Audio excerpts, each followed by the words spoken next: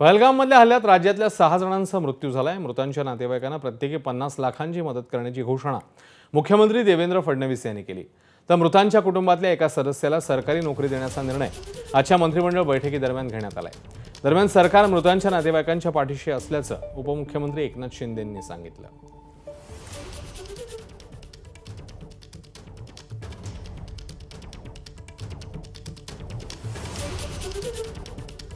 पहलगाममध्ये दहशतवादी हल्ल्यामध्ये आमचे जे बांधव मृत्युमुखी पडले त्यांच्या कुटुंबाला प्रत्येकी 50 लाख रुपयाची मदत करण्याचा निर्णय हा आम्ही मंत्रिमंडळात घेतलेला आहे।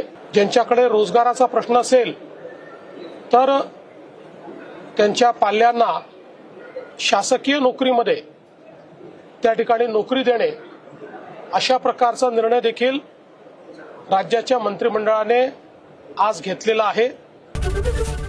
एबीपी माझा, उघडा डोळे बघा नीट।